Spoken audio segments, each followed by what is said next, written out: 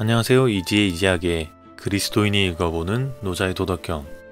오늘은 도덕경 38장을 읽어보려고 합니다. 제가 읽어보겠습니다. 높은 덕은 덕답지 않아 덕이 있고 낮은 덕은 덕을 놓치려고 하지 않아 덕이 없다. 높은 덕은 아무것도 하지 않아 억지로 함이 없고 낮은 덕은 하려 하나 억지로 함이 있다. 높은 어질문 행하나 억지로 하지 않음이고 높은 의로움은 하려 하나 억지로 함이다. 높은 예는 하려 하나 반응이 없으면 팔을 걷어붙이고 억지로 시킨다. 따라서 도를 잃으면 덕이 나타나고 덕을 잃으면 어질미 나타나고 어질물 잃으면 의로움이 나타나고 의로움을 잃으면 예절이 나타난다.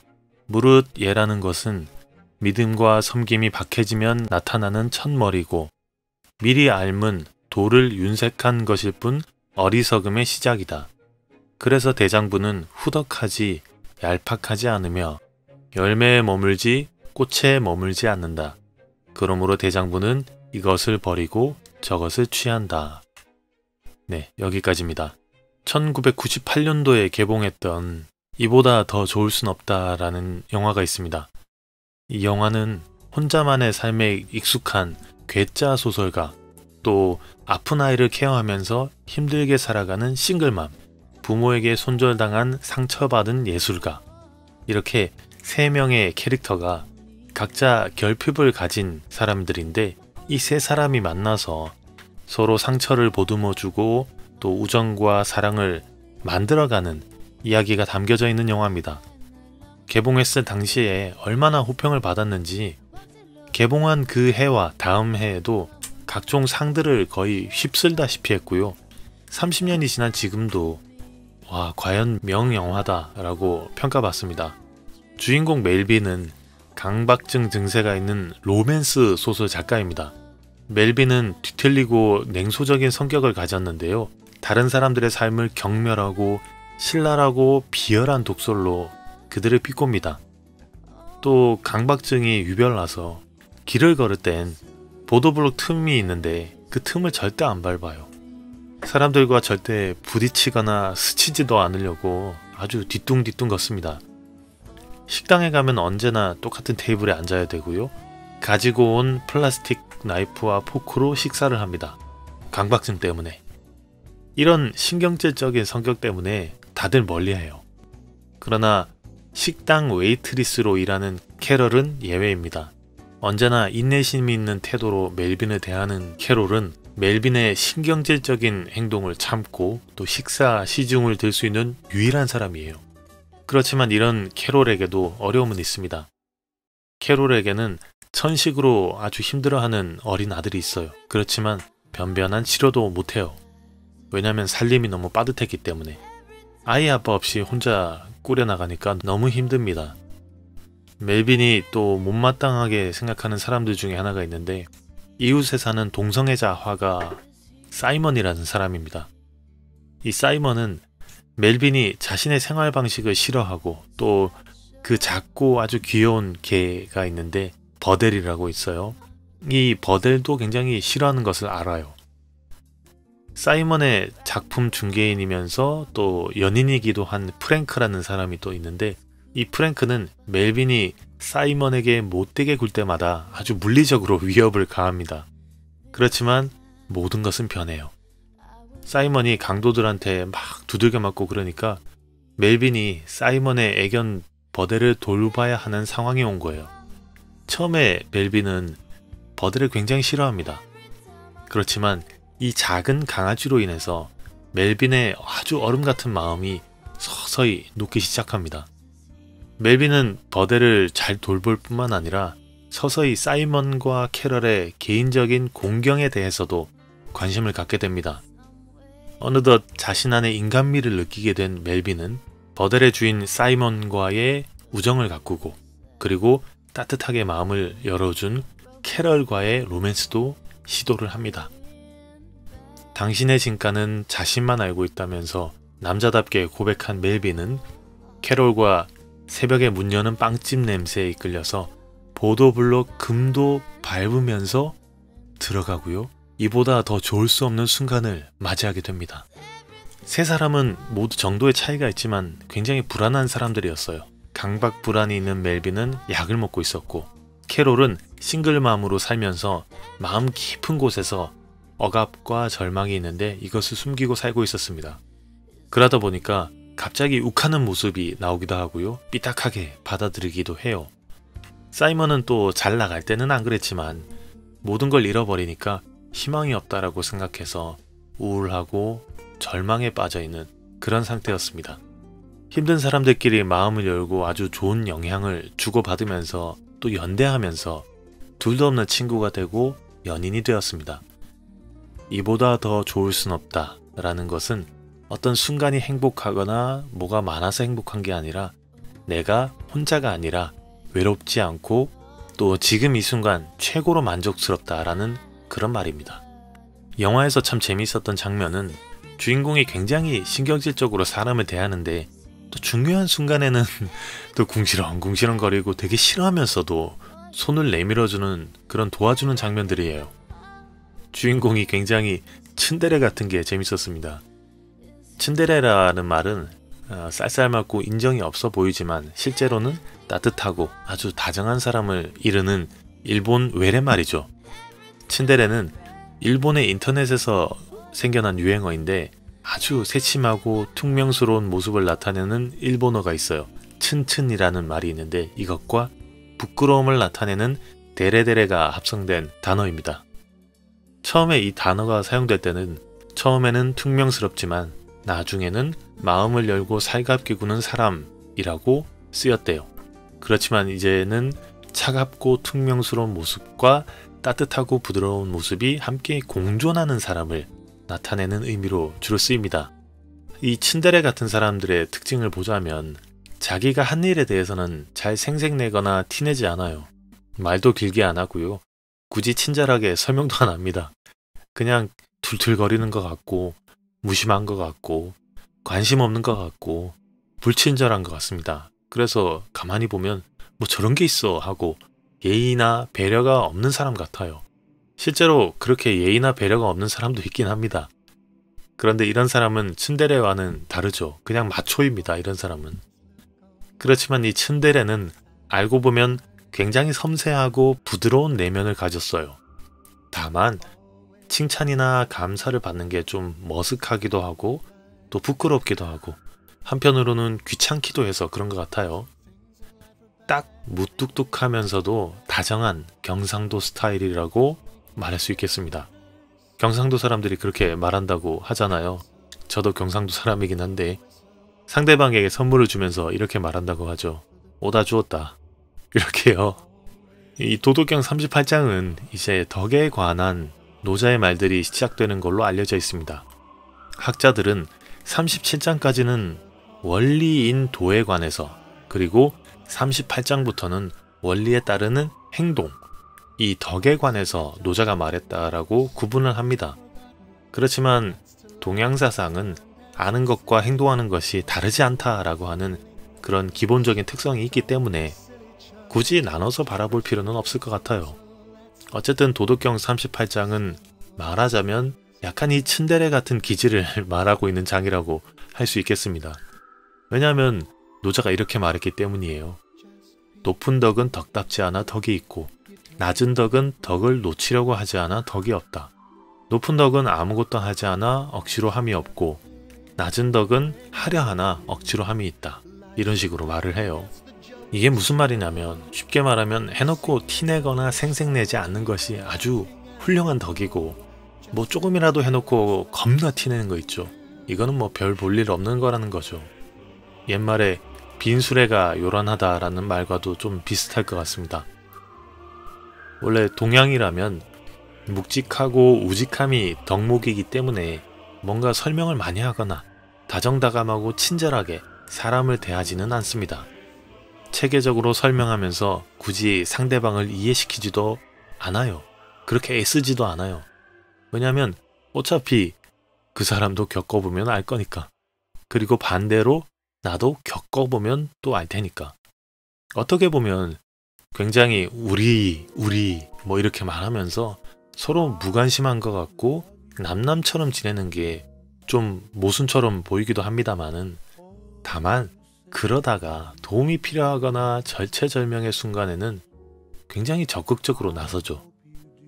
이게 츤데레죠. 며칠 전에 아주 훈훈한 뉴스가 나왔습니다. 뉴스를 보면서 야, 그래, 이게 정이지, 이게 한국이지 하는 생각이 들었던 기사인데요. 아파트 단지에 사는 한 부부가 아이를 낳았습니다. 그런데 아이가 막 태어나면 어때요? 밤낮 없이 막 울어댑니다. 목청이 작은 아이도 있지만 대부분은 한밤중에 울어대면 그 아파트 동 전체에 울리기도 해요. 이 부부는 그래서 죄송스러운 마음에 그 동 전체 주민들에게 죄송하다라는 편지와 함께 작은 선물을 준비해서 돌렸대요. 아니, 그런데 그랬더니 오히려 동 주민들이 아기 울음소리가 전혀 듣기 싫지 않고 오히려 반갑다라고 하면서 괜찮으니까 신경 쓰지 말라 이렇게 얘기했어요. 그러면서 선물을 돌려줬대요. 더 놀라운 거는 거기에다가 아이의 선물까지 얹어 써줬어요. 아이의 부모도 이웃 주민들도 서로 삼가는 마음이 참 훈훈했던 그런 뉴스 기사였던 것 같습니다. 아마도 이건 여러 특수한 상황이 반영된 것도 있겠죠. 공동주택이고 막 태어난 아기가 있고 아이들이 귀해진 현실이 있고, 그렇지만 층간소음 때문에 칼부림도 나고 고소고발하고 살인도 나고 하고 있는 지금, 또 소음 측정기까지 동원이 되어서 서로 법적 규칙을 정확무오하게 만들려고 하는 현실이 있는 중에 이 뉴스를 보면 우리가 어떻게 살아야 할지를 좀 알려주고 있는 것 같습니다. 노자가 도덕경 38장에서 말하고 있는 훌륭한 덕스러운 행동가지는 비유하자면 이런 거죠. 매사에 친절함이 아니에요. 무엇인가 법과 규칙으로 정확무오하게 체계적으로 서로 약속을 해놓고 하는 행동이 아닙니다. 오히려 이런 건 좀 사무적이라서 딱딱하게 생각해요. 서로의 영역을 정확하게 그어놓고 절대로 양보하거나 양보받지도 않는 게 아니에요. 그 영역이 절대적이지도 않습니다. 살다 보면 필요에 따라서 어느 정도 내가 양해를 구해야 될 때도 있고요. 내가 이해를 받아야 될 때도 있어요. 고의는 아니지만 생각보다 아주 빈번하게 일어납니다. 그렇다고 해서 매번 야, 왜 그랬냐 라고 논쟁하고 다투고 대립하고 하는 것도 짜증나는 일이고, 또 그러면 다시 규칙을 만들자, 규칙을 좀 고쳐보자 하면서 규칙을 바꾸는 것도 어렵습니다. 서로 칼같이 무엇인가를 지킨다는 건 거의 불가능에 가까워요. 그래서 어느 정도 불편하게 하기도 하고 불편함을 받기도 하지만 서로 용인해주는 융통성이란 게 있습니다. 그리고 거기에서 좀 더 나아가서 내가 이렇게 해줬느니 저렇게 해줬느니 별로 말하지도 않아요. 아니, 말할 일도 없어요. 왜냐하면 무엇보다도 나도 그러지 못할 때가 있기 때문이고, 그리고 그 점 때문에 서로 내가 뭘 얼마나 베풀었냐, 얼마나 했느냐라고 말할 일도 없기 때문이에요. 계산하지 않는 거죠. 그저 아까 뉴스 기사에 나왔던 부부와 이웃 주민처럼 서로 배려하고 이해를 하면서 서로 조심할 건 조심하려고 하는 그런 삼가는 마음이 중요한 거겠습니다. 덕이란 건 의와는 다릅니다. 의는 옳은 것을 찾습니다. 더 정확하게는 옳은 것만을 찾습니다. 옳은 것을 찾으면 그런 것을 구분해내야 되죠. 구분해서 잘라내 버려야 합니다. 그러려면 시대나 상황이 변해도 변하지 않을 기준을 가져야 됩니다. 그렇지만 그 기준이란 게 우리가 다 지킨 역사도 없고요. 변하지 않은 때도 없습니다. 그런 것은 철저하게 배제해야 되는데 그런 역사가 없죠. 오히려 그런 것이 옳은 것이 되기도 하는 아주 모순적인 상황이 생기는 것은 많이 봤습니다. 반대로 덕은 의에 비하면 좀 모호해요. 옳은 것을 찾고 그런 것을 구분해내는 건 비슷한데 어느 정도 그런 것을 안고 덮고 가는 포용적인 특성이 있습니다. 그러다고 해서 버리는 게 아니라 용인하고 옳아지도록 품어줍니다. 그리고 그러다고 했던 거에 대해서도 아주 진지한 성찰을 해요. 쟤는 왜 그렇게 했을까? 왜 그렇게 생각했을까? 라고요. 법과 정의를 외치는 요즘, 그래서 사람이 더불어 산다는 것이 좀 어떤 면에서는 희귀해진 요즘, 노자의 덕을 좀 생각해 볼 필요는 있겠습니다. 왜냐하면 노자는 이렇게 말했기 때문입니다. 도를 잃으면 덕이 나타나고 덕을 잃으면 어질미 나타나고 어질을 잃으면 의로움이 나타나고 의로움을 잃으면 예가 나타난다. 무릇 예라는 것은 믿음과 섬김이 박해지면 나타나는 첫머리고 미리 알면 도를 윤색한 것일 뿐 어리석음의 시작이다. 그래서 대장부는 후덕하지 얄팍하지 않으며 열매에 머물지 꽃에 머물지 않는다. 그러므로 대장부는 이것을 버리고 저것을 취한다. 노자에 따르면 성숙하지 못한 사람일수록 성숙하지 못한 사회일수록 기준과 규칙이 강조돼요. 왜냐하면 막 태어나서 사회적인 지식이나 인지는 전혀 없는 아기처럼 아무것도 모르기 때문이기도 하지만 한편으로는 우리가 진짜 가져야 할 마음과 행동거지가 실종되었기 때문이기도 합니다. 사람을 보호하고 자연을 아끼고 하늘을 경외하는 그런 마음, 그러니까 그 도라는 게 없어졌기 때문에 밀리고 밀려서 결국에는 예라는 규칙과 기준이 필요하게 된 거죠. 우리는 규칙과 기준을 개선하는 것도 필요하겠지만 개인도 사회 전반적으로도 왜 그것이 있어야만 했는지, 우리가 진정 변해야 할 것은 무엇이었는지 이것을 진지하게 생각해 볼 필요가 있겠습니다. 성경에서도 아주 비슷한 상황이 있죠. 누가복음 18장 9절에서 10절까지의 말씀입니다. 또 자기를 의롭다고 믿고 다른 사람을 멸시하는 자들에게 이 비유로 말씀하시되 두 사람이 기도하러 성전에 올라가니 하나는 바리새인이요 하나는 세리라. 바리새인은 서서 따로 기도하여 이르되 하나님이여 나는 다른 사람들 곧 토색, 불의, 간음을 하는 자들과 같지 아니하고 이 세리와도 같지 아니함을 감사하나이다. 나는 일해에 2번씩 금식하고 또 소득의 11조를 드리나이다 하고 세리는 멀리 서서 감히 눈을 들어 하늘을 쳐다보지도 못하고 다만 가슴을 치며 이르되 하나님이여 불쌍히 여기소서 나는 죄인으로소이다 하였느니라. 내가 너에게 이르노니 이에 저 바리새인이 아니고 이 사람이 의롭다 하심을 받고 그의 집으로 내려갔느니라. 무릇 자기를 높이는 자는 낮아지고 자기를 낮추는 자는 높아지리라 하시니라.